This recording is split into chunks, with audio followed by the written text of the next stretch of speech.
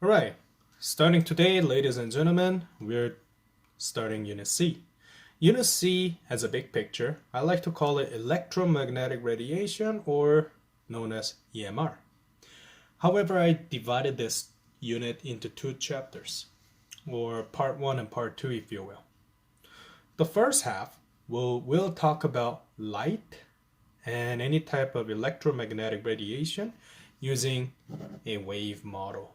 This is very similar or what you learn in Physics 20 Unit D. When you start learning about the nature of wave and nature of sound, those kind of situation. Although we don't need it for today, as a long term, we do need two materials. One is ruler and another one is protractor. But of course, I like to focus on more ruler because we're going to learn more about lens, mirror, and light travel straight. So how can we draw line diagram that portray those light's property after the reflection, refraction, those kind of thing. And in the end, we're going to learn something like prism or some of the experiment, which we're going to see in a virtual hands-on lab. So have that in your mind.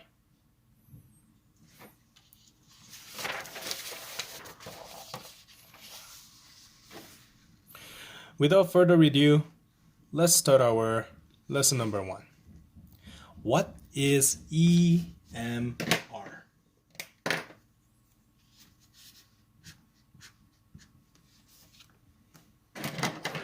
So here's the thing. Let's recall Unit B a bit. In Unit B, we know that any type of accelerating charged particle, and generally when I say particle, it can be proton, electron, those kind of guys. You know, the one that use left hand's rule and right hand's rule. Left hand's rule for anything negatively charged, right hand's rule for anything positively charged, like alpha particle. If you have accelerating particles, you start to create magnetic radiation. So the concept basically go along with the electromagnetic radiation. Now, the thing is, we need to remember some of the clues that some of those basic properties of wave, because radiation is basically a wave.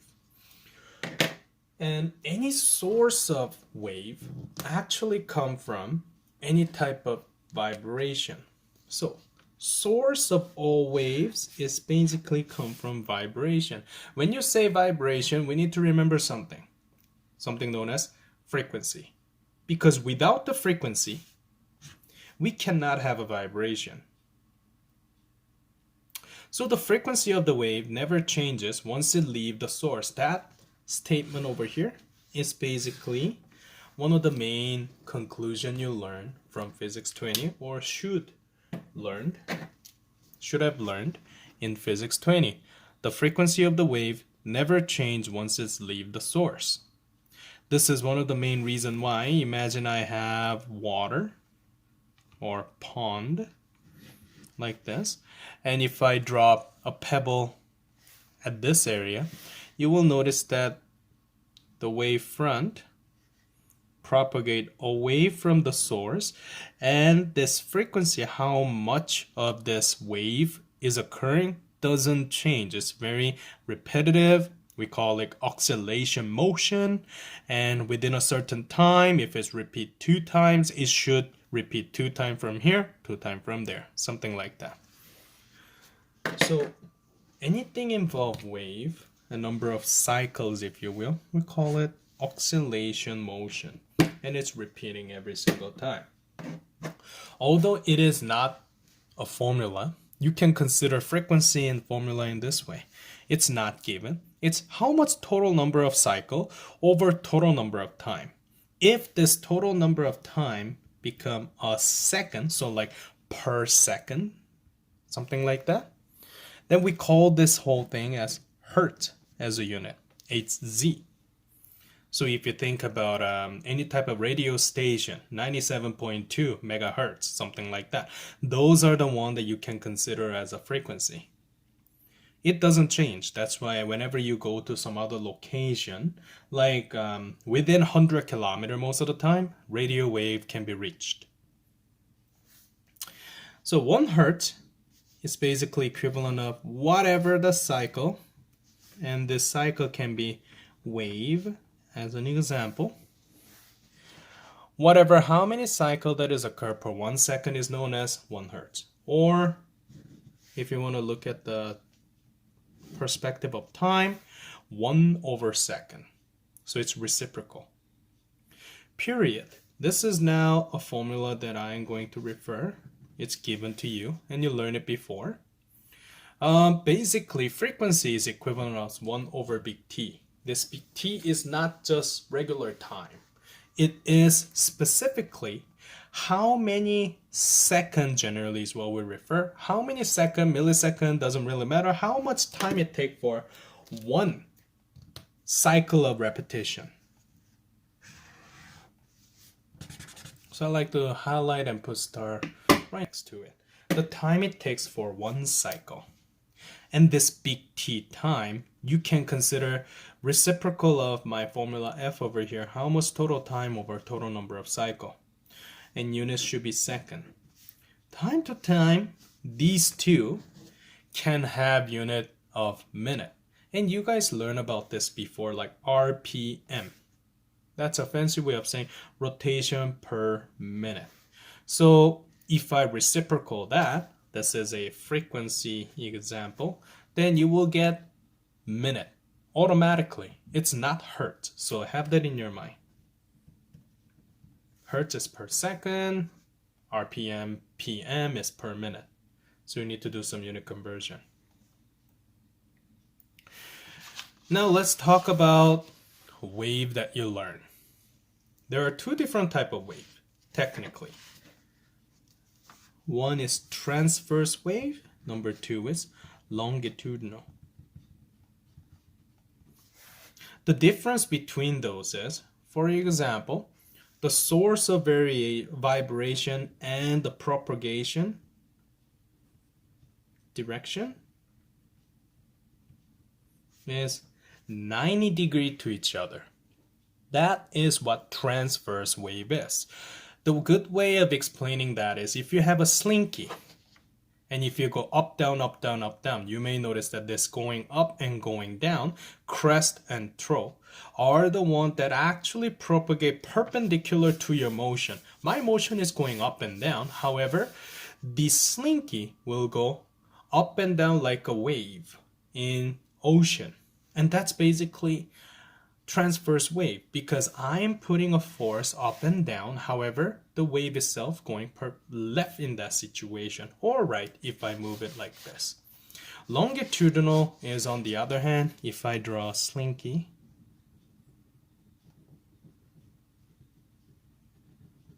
it is a little bit tough to see, but imagine I have a slinky and I'm going back and forth like this. So propagation direction and my amplitude, crest and trough basically share the same direction. The angle is 0 degree or 180 degree. On the other hand, when it comes to this 90 degree to 270 degree, if you will, it's going up and down. So understand that when it comes to physics 30, although we are learning about these two, we will heavily emphasize this transverse wave. Basically, transverse wave, textbook definition, particles move in a direction perpendicular to the wave motion. So this perpendicular 90 degree is what I'm going to emphasize. Let's recall some of those important lessons that you learn in physics 20. This is where my origin is.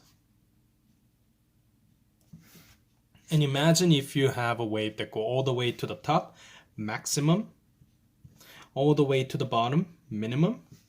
In wave, this two's gap should be equal together. We call this origin to the maximum, origin to the minimum, call amplitude.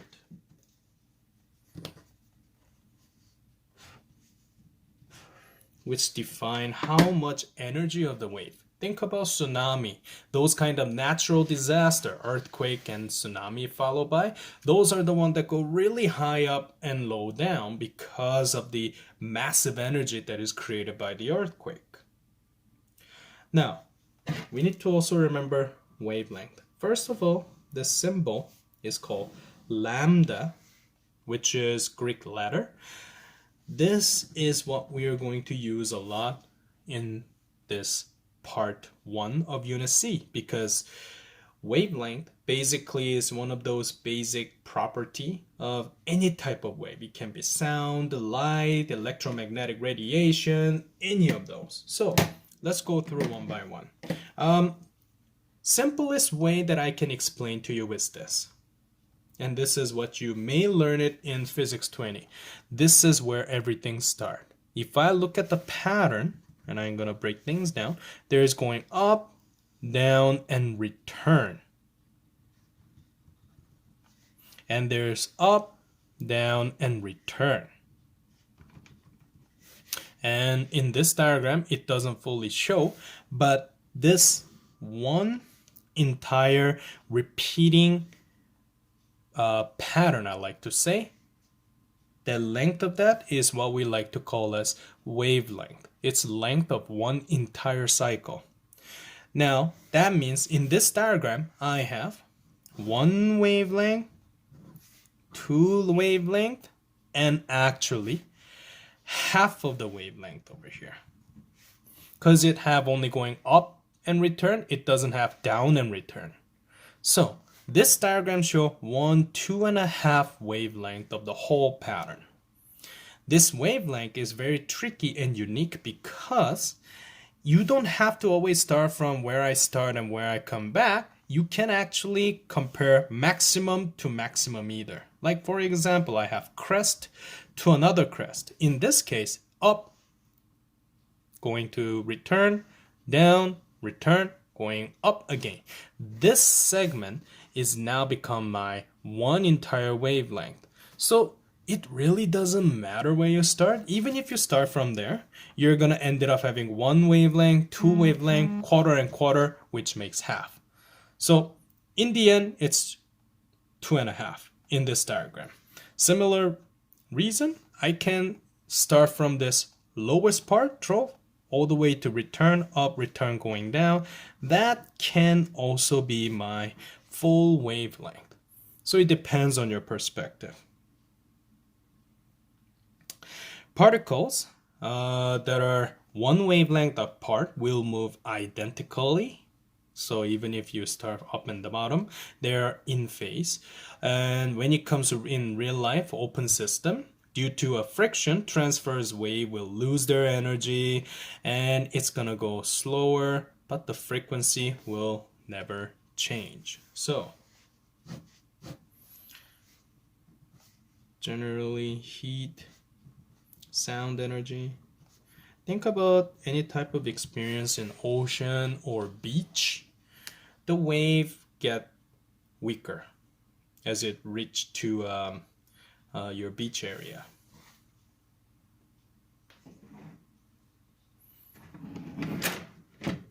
On the other hand, frequency will never change.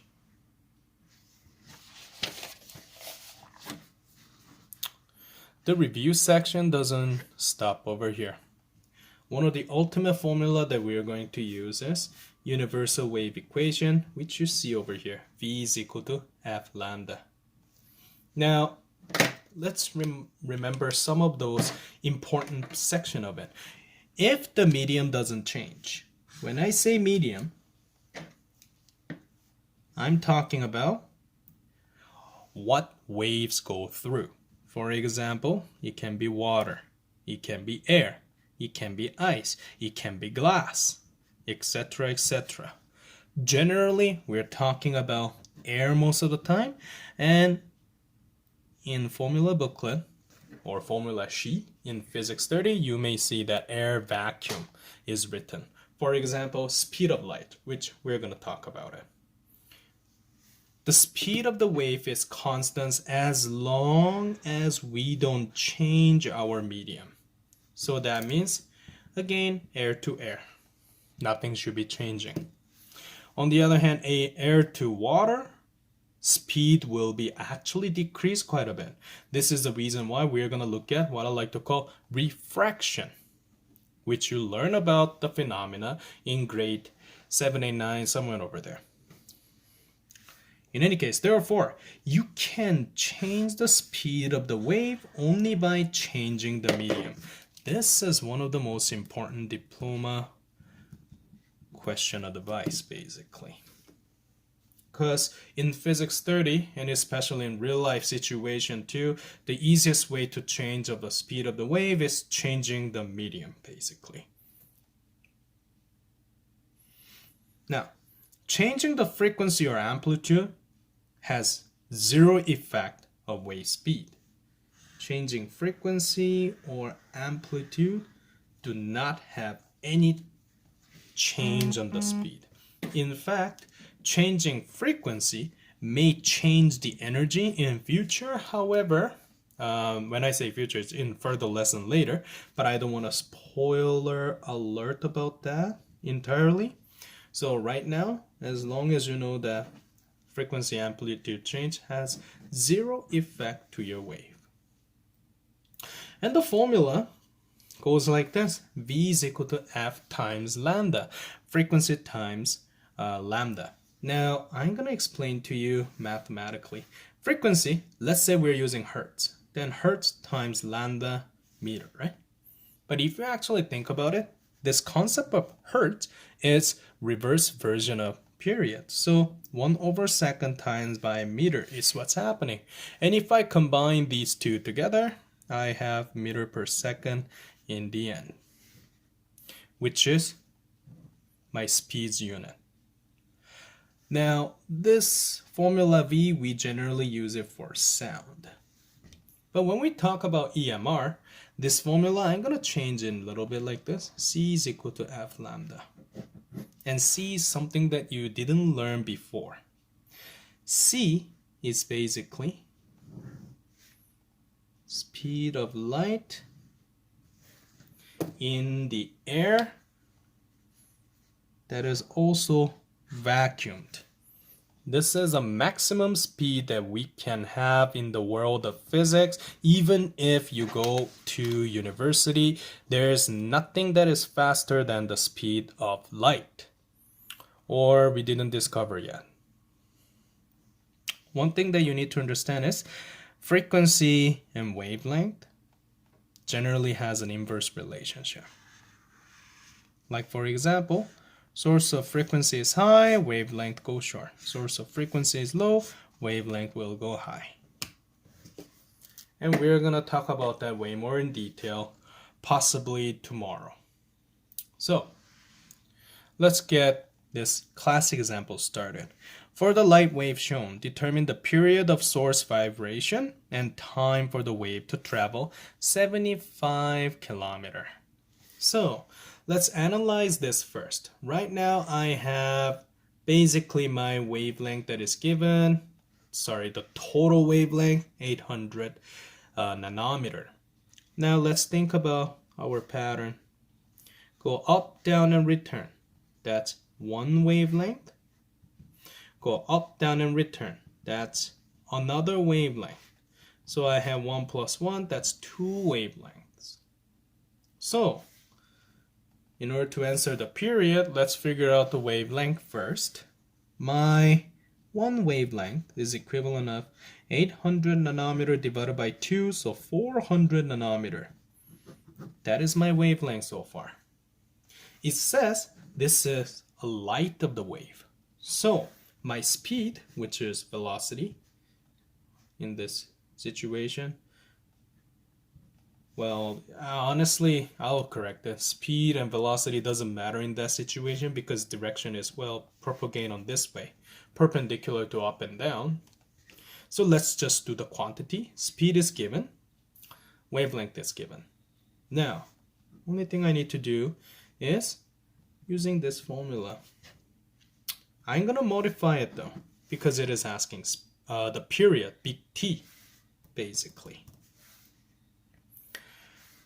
I can just substitute instead of F, 1 over big T and lambda. So in fact, C is equal to lambda over big T. And I'm going to isolate for big T and substitute everything in. 400, 10 to the power of negative 9 meter. Don't forget that nano is my prefix, so you have to put every single thing in here. So 400, 10 to the power of negative 9 divided by 3.00, 10 to the power of 8. Let's punch these numbers in.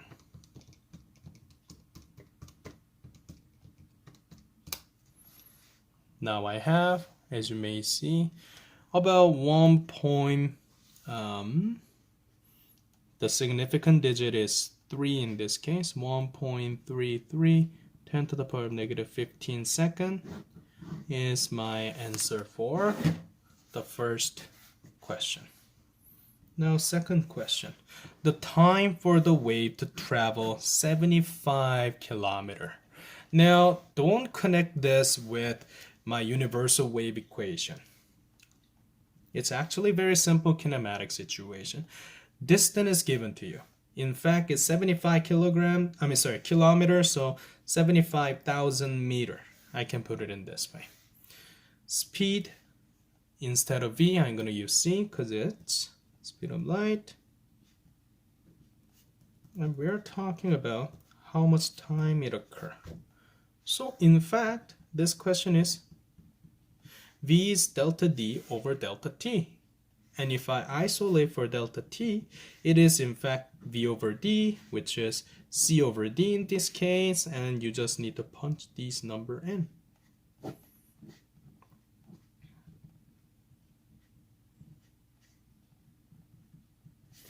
And my delta T, once I put everything,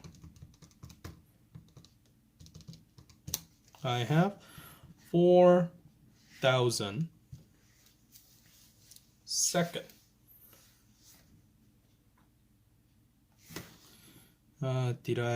Oops, that is a little bit wrong. When I isolate it, remember, sorry ladies and gentlemen, I reversed the whole up and down. I just isolated wrong, so please double check to avoid those, which is easy fix for me. I'm just gonna do 1 divided by that, or just do everything again. 75,000 divided by 3, 10 to the power of 8, doesn't really matter. Now that's more like it. 2.5 10 to the power of negative 4 second. No wonder, because speed of light is enough of speed to travel around the earth 7.5, if I recall, in 1 second. So you can travel with 1 second, you can turn around the earth 7.5 times, which is amazing speed. So no wonder it takes about just 2.5 10 to the power of negative 4 second. Now, before we getting into the world of EMR, we need to learn about, this is now new stuff, Maxwell's Law.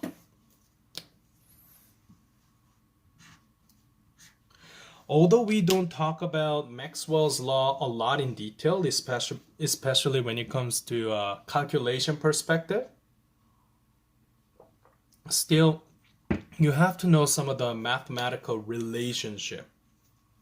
There are 3 you need to understand. James Maxwell, in late 1800s, he discovered the relationship between electric field, magnetic field, and light. These 4 laws you need to remember. Number 1, the distribution of electric charge is basically related to the net electric field that is produced. So what I mean by that is, if I shoot up 1 electron, that amount will be converted into net electric field through the process, assuming that there's no energy loss and so on. Magnetic field, are also created actually through this process as continuous line. However, the electric field and magnetic field are created as 90 degree to each other. And that's something that I want to point that out in here. Magnetic field, electric field lines are perpendicular 90 degree to each other. The changing electric field basically produces magnetic field. Electric field affect magnetic field. And changing a magnetic field throughout this process also produce electric field. So these two are helping each other throughout the process, if you want to think it in that way. And this does cause induction situation, which what we learned in Faraday's law and Lenz's law in previous situation. An electric field can definitely accelerate a charge from the rest, and this will cause induction of the current, but magnetic field doesn't. It follows then that by changing magnetic field, an electric field is also created because changing magnetic field causes electric field to occur, and that's Faraday's part that we'll learn in Unit B. And that induces a current. So everything is intertwined each other, which is really tough to understand in this perspective. So I'm going to show you one of the famous diagram, in fact. Electromagnetic radiation. I'm going to use this graph to explain to you what that means. So let's say I have some kind of accelerating charge, electron, for example, proton, etc., etc., alpha particle, whatever you want to call. Now, the thing is this. It's accelerating towards left to right, you can think of, with the speed of light. Then what happens is, electric field is generated up and down as a wave fashion. So you will know that it's going up, down, up, something like that.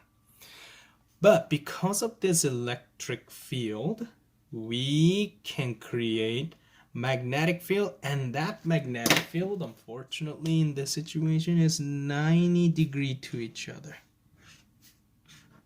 Like this. And by having this magnetic field, in the end, it induces the electric field and it creates electric field. So it's constantly reoccurring and rehelping each other. One thing that you need to understand in physics 30 is electric field, magnetic field, and speed of the acceleration of a certain charge. They are all 90 degree to each other. Very similar as my left-hand rule, if you will. So the electric field, magnetic field, velocity are all perpendicular to each other, and this existence of EMR was verified by Hertz in 1886. Now, magnetic spectrum. Something that you have to memorize. The only course that you don't need to memorize this is basically Science 30 because their booklet provided you this chart over here. I'm gonna be honest with you. I'm not expecting you to memorize a certain value of wavelength and frequency. If there is, however, visible spectrum is good idea to memorize. It's about 300 to 700 situation. Nanometer. Now, here's the thing. The large wavelength are on the left side of this spectrum. Depends on what spectrum you're studying. It can be other way around. Gamma ray is the lowest wavelength that you can have. Now, if the wavelength is high, that means frequency is working opposite. Frequency is very low. And if I have very small wavelength, in the end you have very large frequency. And I'm gonna show you a little bit of a correlation. If I have low frequency, that means low energy. If I have high frequency, that means high energy. These two energy section is something that you will learn in further lesson. Now, something that you need to understand. The biggest wavelength that you will get is radio wave. That is the biggest. Followed by microwave, the one that you use in the kitchen to warm up your food. The way that is warm up is this microwave basically vibrate the water particles. And the molecular level, water get excited, and that's how things are heated. Infrared is what you will see after that. And visible spectrum, and ultraviolet, X-ray, and gamma ray. UV, you may know. Some of the thing that you should know is UV beta B radiation is the one that basically kills skin cells and all, and it mutates the DNA sequences of your skin cells, so it causes cancer, skin cancer. Those are common knowledge that you should know for Bio 20 and Bio 30. Now, I'll tell you the easy way to remember this. Infrared, ultraviolet, red on the left side, violet on the other side. Because this is now color spectrum, your rainbow. Red, orange, red, orange, yellow, green,